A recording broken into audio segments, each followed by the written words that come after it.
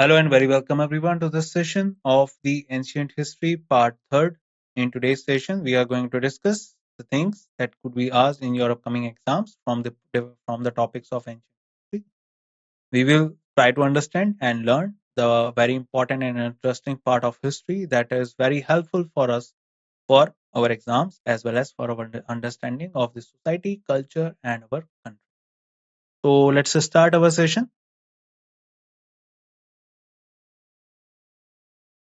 Before we start, the images, text, and other materials used in our presentation are for educational purpose only. We respect the intellectual property rights of the original creators and owners. If you are the owner and have any concerns or issues, please contact us at sathi@iitk.ac.in and we shall remove the same.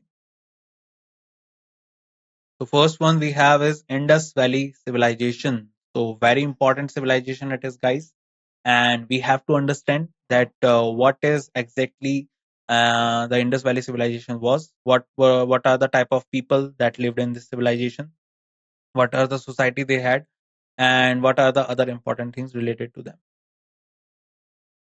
So first one is the Indus Valley civilization was the first major civilization in South Asia, which spread across a vast area of land in present day India and Pakistan, around 12 lakh square kilometers. So first of all, if we talk about the Indus Valley civilization, so this civilization is termed as Indus Valley because most of the sites that were discovered related to this civilization were found or discovered besides the rivers, besides the tributaries of Indus Valley and Indus Valley as well, Indus River as well. And if we talk about the total area in which this particular civilization is found to be spreaded at that time was around 12 lakh square kilometer and mainly found in the northwestern part of India, that is today in present days India and Pakistan. The time period of the mature Indus Valley civilization is estimated between 26 BC to 1900 BC, that is for 800 years. But early Indus Valley civilization had existed even before 2700 BC. Because when we talk about the Indus Valley civilization, so it is termed as the particularly belongs to the Neolithic era, and also it is termed as the Bronze Age because particularly Indus Valley civilization, the people belongs to Bronze Age.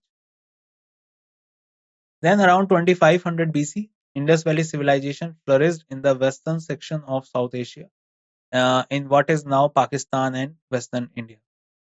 So do remember this point as well, that if we talk about Indus Valley civilization, so it flourished in the western section of the South Asia, and as I was saying, northwestern part of India and Pakistan. The Indus Valley was home to the largest of Egypt's, Mesopotamia's, India's, and China's ancient urban civilization. Do remember this point as well, that Indus Valley was an urban civilization, guys. And it has turned out to be the largest among all the civilizations of that time, like the Egyptian uh, civilization, Mesopotamian civilization, or Chinese civilization. So largest one among all of them was India's civilization, Indus Valley civilization. The Archaeological Department of India conducted excavations in the Indus Valley in the 1920s, unearthing the ruins of two ancient towns, Mohenjo-daro and Harappa. So, if we talk about the Archaeological Department of India, so it was basically conducted in the 1920s, as there was a story that the railway line was to be particularly built or constructed in the areas where the current Harappa and Mohenjo-daro is found. And while the work was going on, so John Marshall also went to that place to take a look at what type of things are there. So when he was sitting particularly and thinking about something, so basically at that time he saw some of sorry.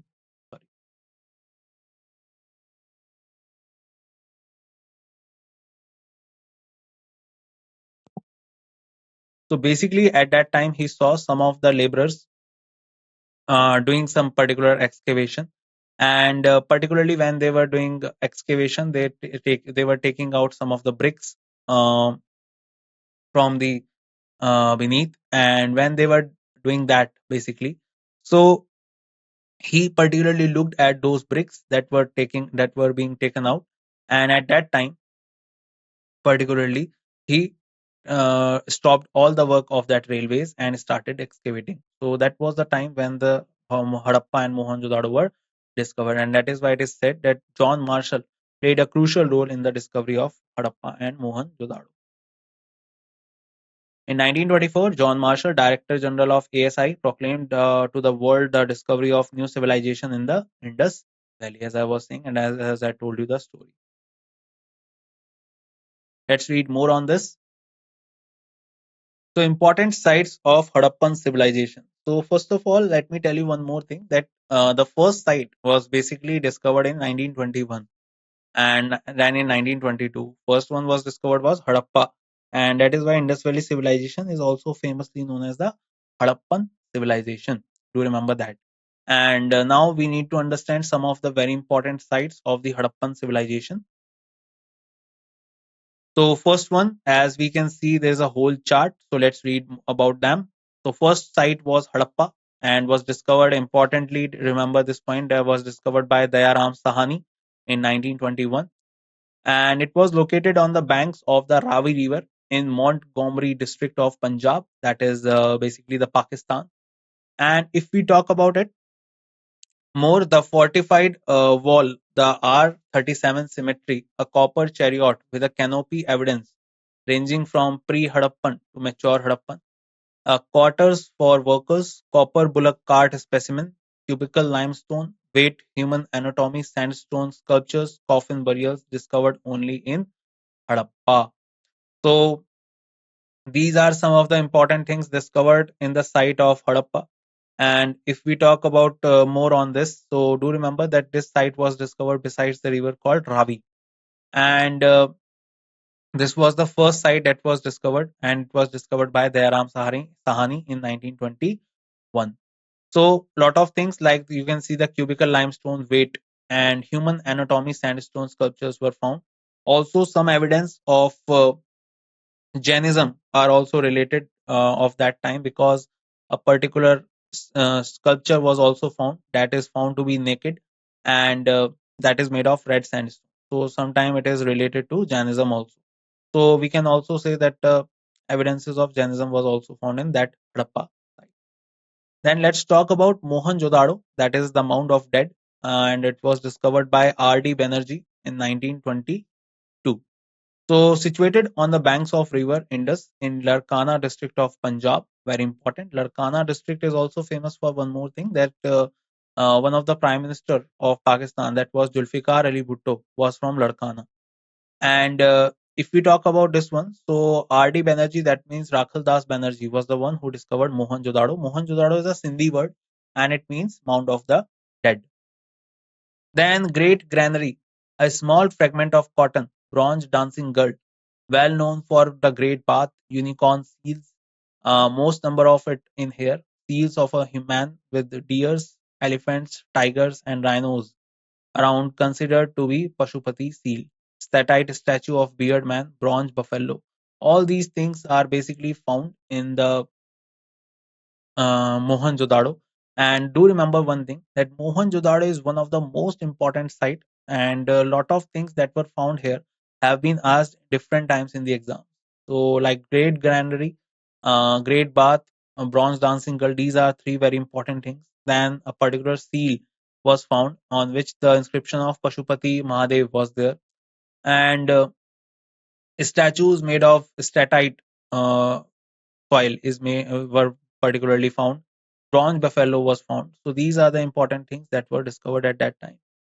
Then Sutka Gandor. Sutka Gandor was another site, and that was basically discovered by Oral Sten in 1929, and in southwestern Baluchistan province, Pakistan, in the Dast River, on the Dast River. So it is one of the most western site that was discovered, and it was basically founded in Baluchistan.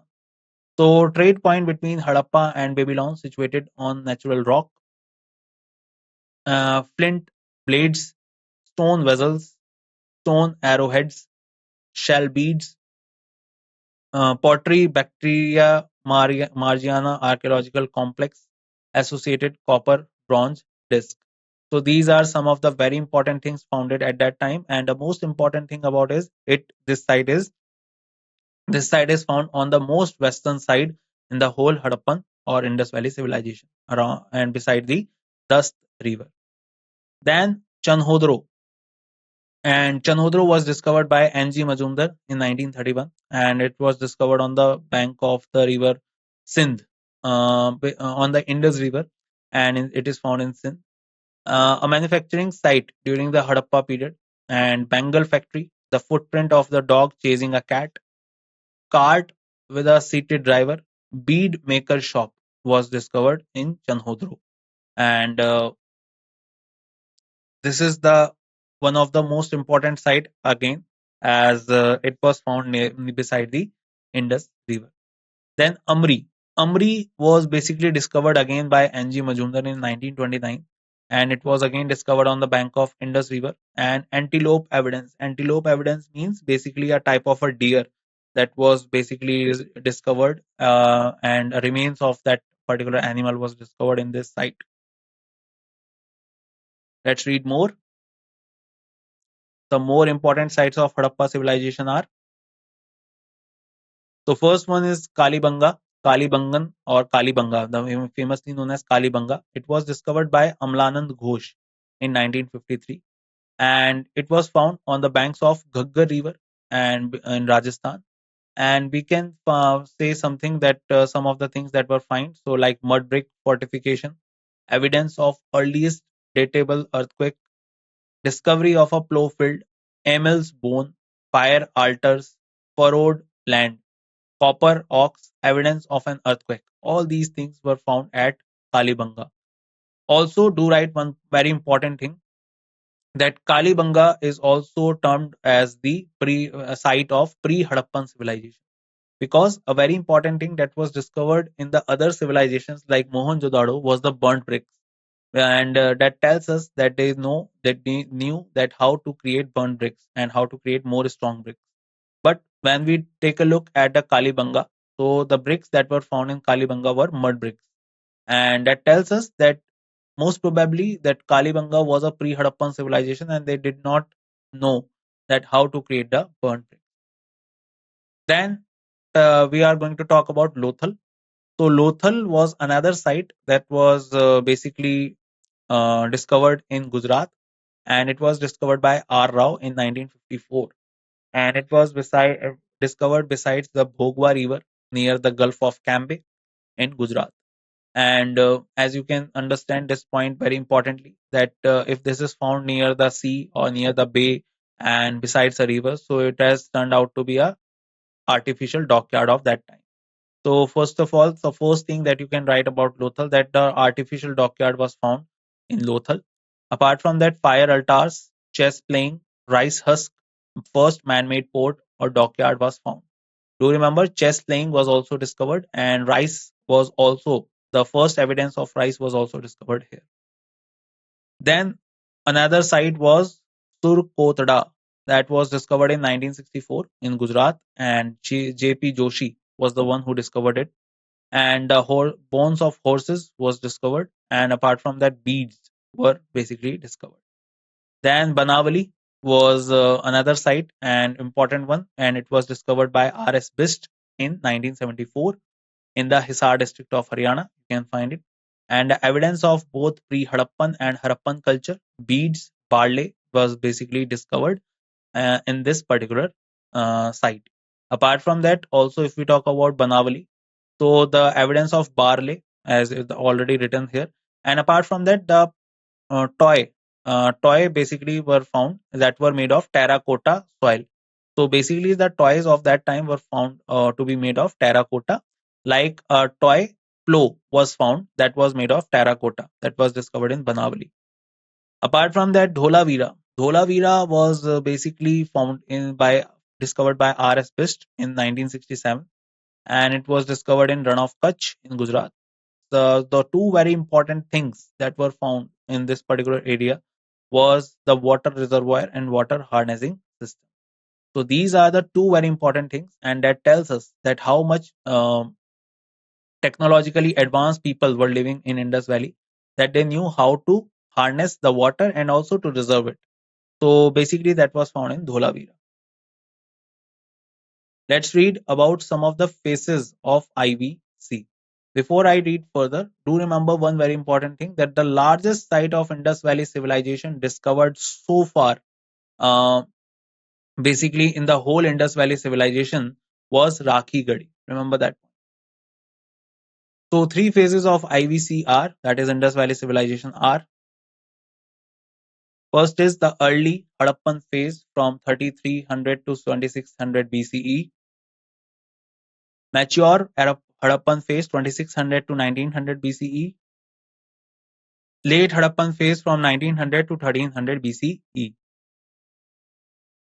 So if we talk about the early Harappan phase, and is linked to the Hakra phase, which was discovered in the Ghaggar Hakra river valley, and this was the early Harappan phase, and also sometimes termed as the pre-Harappan phase as well. Then the Indus script's earliest specimen dated back to 3000 BC. This stage is distinguished by centralized power and a more urban quality of life. So when we talk about the script of Indus Valley, so that is not decoded so far, but what we can understand from it, so the particular evidence that we got after carbon dating, we get to know that it belongs to somewhere around 3000 BC.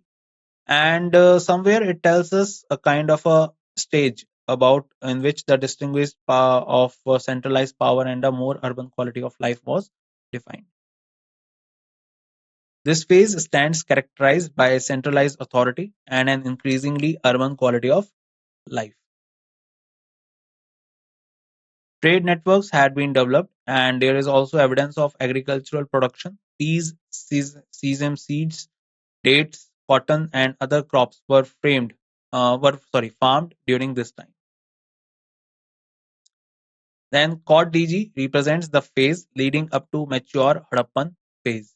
So that was another thing that was discovered.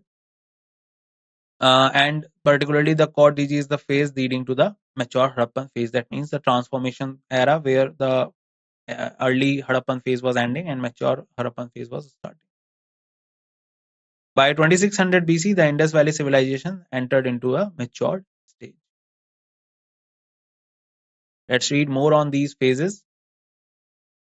So the early Harappan societies such as Harappa and Mohenjo-daro in Pakistan and Lothal in India were growing into enormous urban centers. The traces of Indus River Valley civilization steady decline are said to have begun around 1800 BC, and by 1700 BC, most of the towns had been abandoned. So when we talk about the traces of this particular civilization, so they have started declining around 1800 BC, and there are certain reasons of the decline of Indus Valley civilization, as like the climate change, earthquakes, the change in the course of the river, salinity in the soil. Aryan invasion is the most important and the most controversial theory that have been debated so many times. So these are some of the things that are led to the decline of Indus Valley civilization. However, several features of the ancient Indus Valley civilization may be seen in succeeding societies. This is also quite a simple thing, that whenever there is a transformation from one society to another, so we will always find some particular changes, but we also will find some of the things that are similar in both the civilizations. Archaeological data indicates the persistence uh, of the late Harappan culture till 1000 to 900 BC. So this is all another thing that was discovered at that time. Now let's talk about some of the institutions. So there have been very few written objects unearthed in the Indus Valley, and experts have yet to understand the Indus script that is famously known as Bostrophodon. And I told you earlier as well that Bostrophodon is a type of a script in which both scripts and pictures are used. And one line you will find was written from left to right, another was written from right to left.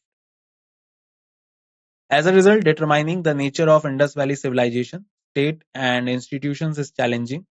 So That is why the most of the things that we can understand about Indus Valley civilization is not known so far, like political system, and we also have some doubts related to the society system of Indus Valley people. No temples have been discovered at any of the Harappan sites. As a result, the prospect of priests dominating Harappa can be ruled out. So basically, when we get to know about the Pashupati Mahadev on one of the seals that were discovered in Mohenjo-daro, we get to know that they used to believe in some deities. Basically, the male deity was Pashupati Mahadev. The female deity of them were the nature. So we get to know one more thing, that no temples have been discovered so far. So the basic thing is that they used to believe in nature. And that is why this thing can be ruled out, that the priests are important part of the political system of that time. So Harappa was possibly ruled by a class of merchants.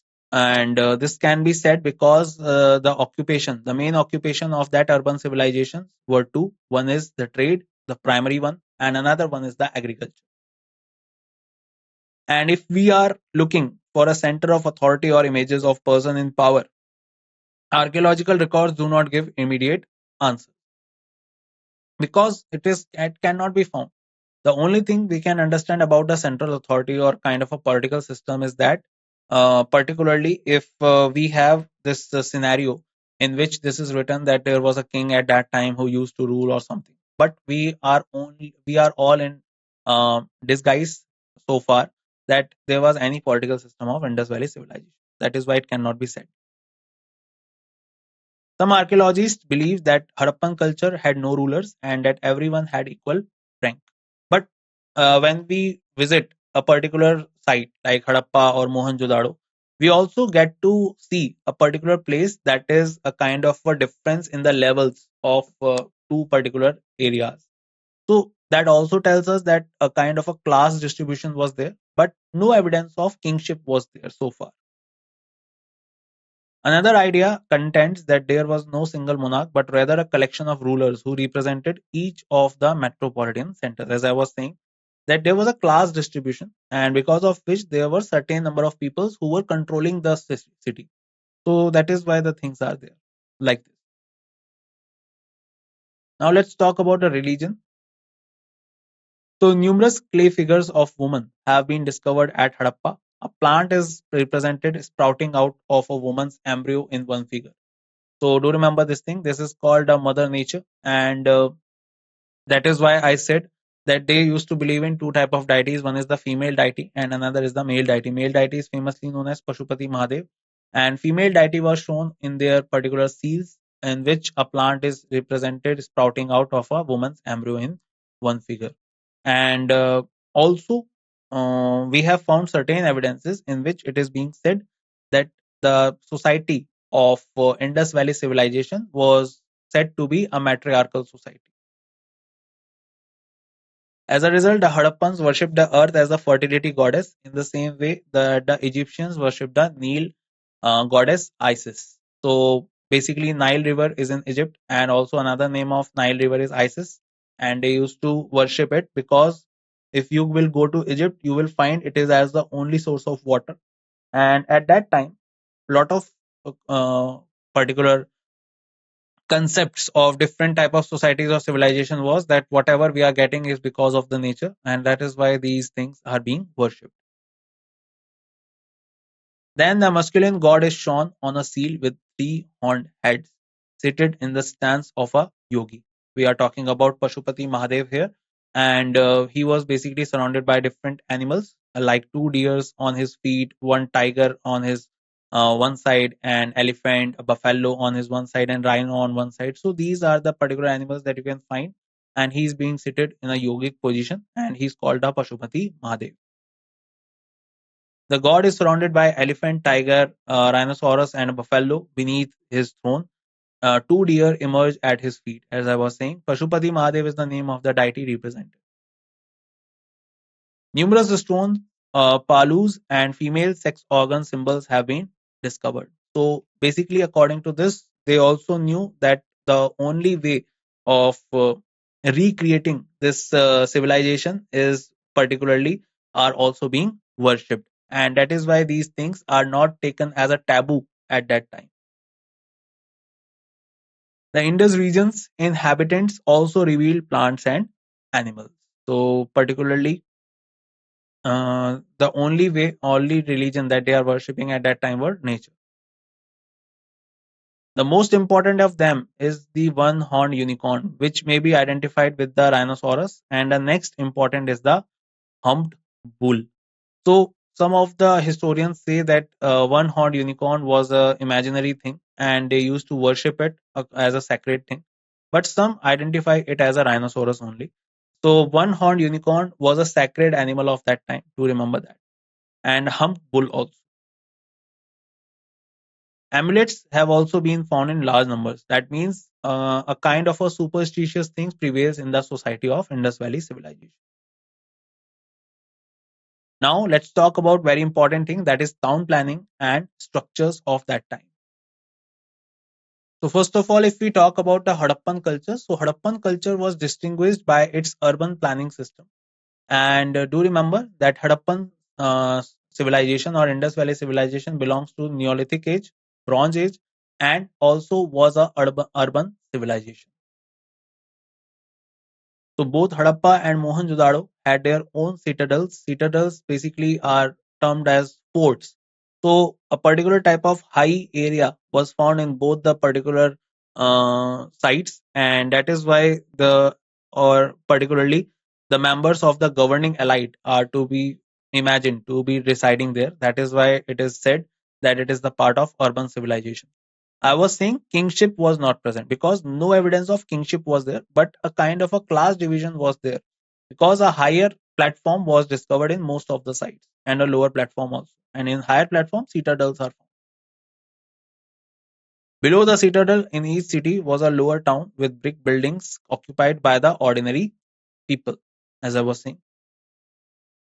The striking feature about the layout of dwelling in cities is that they adhered to the grid pattern. The most important thing about Indus Valley civilization is that the particular roads and houses that were built in those particular areas were found in the grid pattern. Grid pattern is similar to the today's society when you are particularly moving on a road. So road is basically going at a 90-degree angle, and you will find that particularly at every 90-degree angle there are roads going at very right angles. So basically these are the things that you can find in the Indus Valley civilization as well. Granaries were a significant feature of Harappan towns. Granaries were nothing but a kind of a place that were used to place or preserve the cultivation like wheat and other important crops at that time. So granaries, great granaries were found in different sites at that time. The use of burnt bricks in the Harappan cities is remarkable because in the contemporary buildings of Egypt, mainly dried bricks were used. So, the concept of burnt brick is found to be presented in the Harappan civilization, whereas if we go to Egypt, so you can find only the dried bricks. And that means after making a brick out of soil, they are put into the heat of sun, and that is how they are being made dried bricks. But in India, in the Indus Valley civilization, they knew how to create burnt bricks. So that is why the Harappan people are basically famous for it, and it has turned out to be an urban civilization. The drainage system of Mohenjo-daro was very impressive, and those particular times, most of the civilizations did not know even how to create a city, and in this Harappan civilization, they even know how to drain out the wastage from their society. So the drainage system was also there. Every big or little residence in practically every city has its own courtyard and bathroom. So that is another important thing. That means a kind of a uh, sanitary and a kind of a privacy was basically can be found. And apart from that, at that time particularly, all the type of people are residing in the house that have courtyard as well in their own. In Kalibanga, many houses had their wells, and it is very simple to understand because Kalibanga is found to be in Rajasthan area. And at that time also, Rajasthan was basically out of rivers, and because of which the introduction of wells became very important in those areas. So at sites such as Dholavira, Lothal, the entire settlement was fortified and sections within the town were also separated by walls. And if we talk about these areas, so we also found the evidence of reservoirs, water reservoirs, that also tells us that how these areas are basically using this system of water harnessing and water reserving. And apart from Dholavira, Lothal is also very important because it has turned out to be the artificial dockyard that were created at that time. And that is why the fortification is important and for these particular towns. Now let's talk about the agriculture of that time.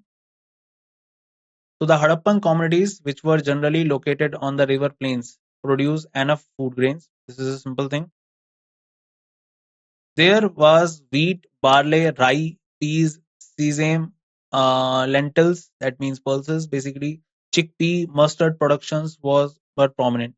Millets have also been discovered in Gujarat, while rice was used infrequently.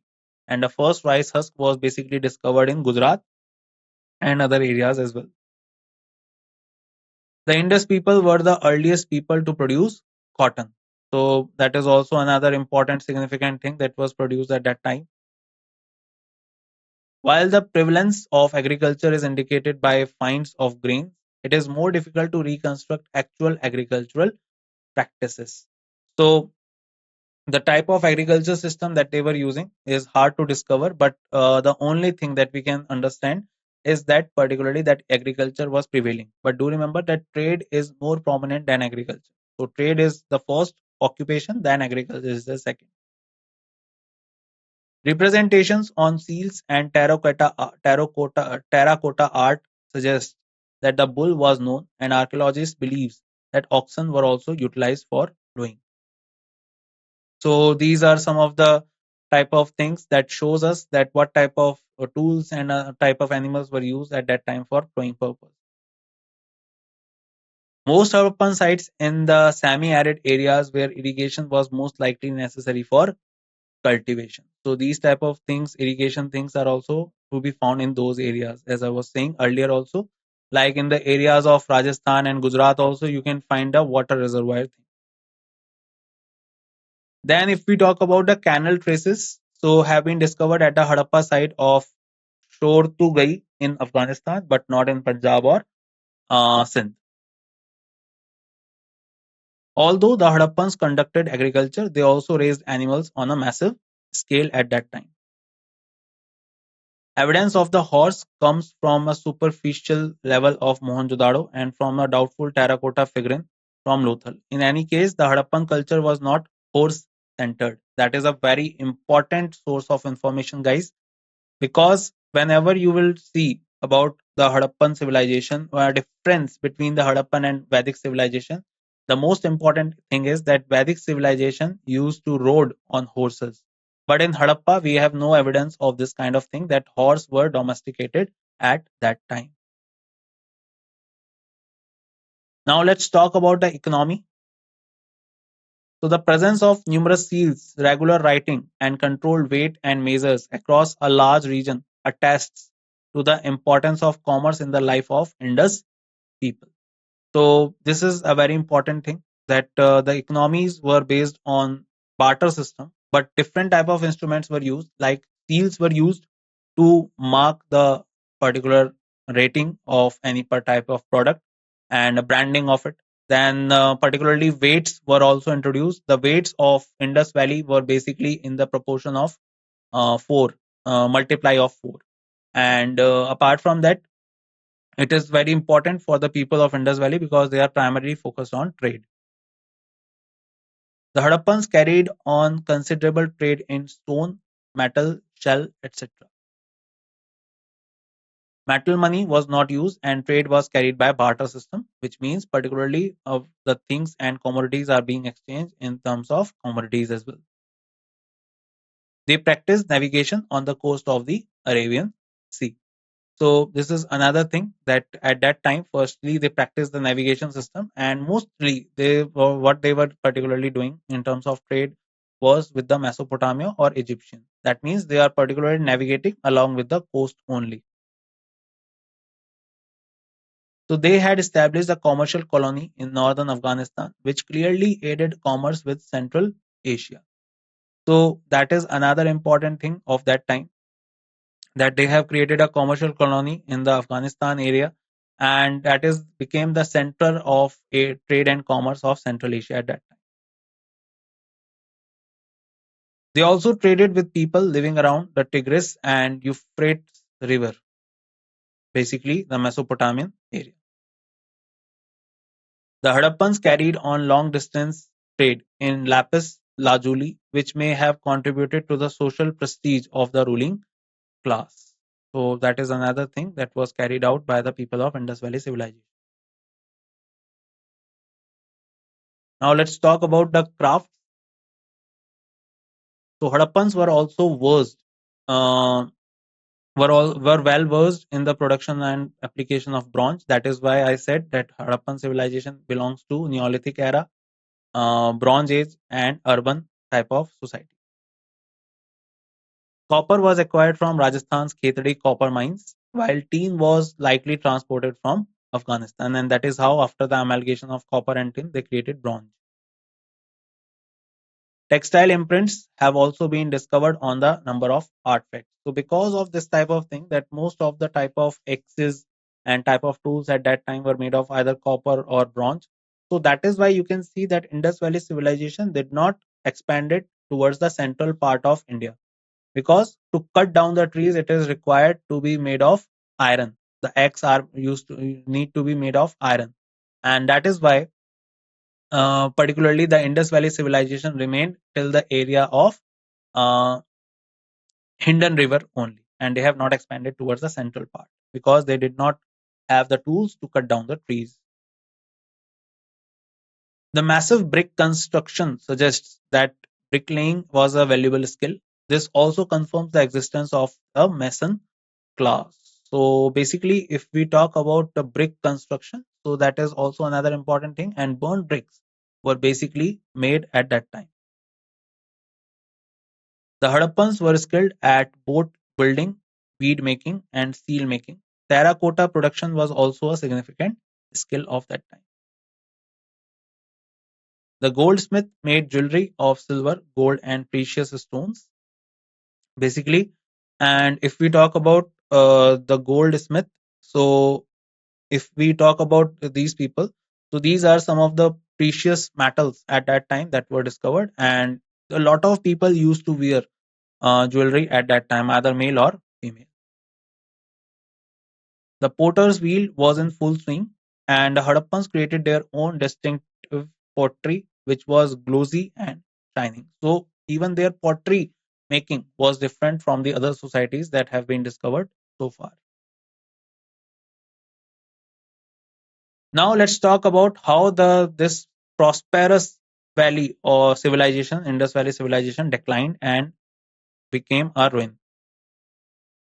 So Indus Valley civilization died out circa 1800 BCE, although the causes for its death are still contested. As I said earlier also, that there were a lot of different type of reasons that have been said by different historians that led to the decline of Indus Valley civilization.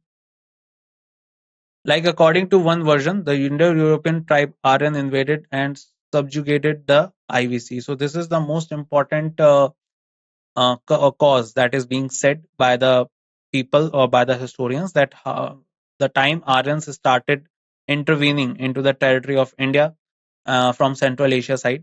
So they were the one who were basically called as semi-nomadic people at that time, and they were basically based on two very important things. First is the domestication of animals, and then on the second point, they used to trade. They used to do agriculture. So kind of a thing is another thing, that they also particularly live on the type of loots and things that they get after defeating the other type of tribes in their areas. So that is how the it became one of the reasons that they attacked, and then the people of Indus Valley civilization started leaving these cities and moving towards the south, and that is why the Dravidian peoples, the Indus Valley civilization people, are called Dravidian people, and they are basically found in the southern side of India today. Various parts of the IVC have been discovered in succeeding societies, indicating that civilization did not vanish suddenly owing to an invasion.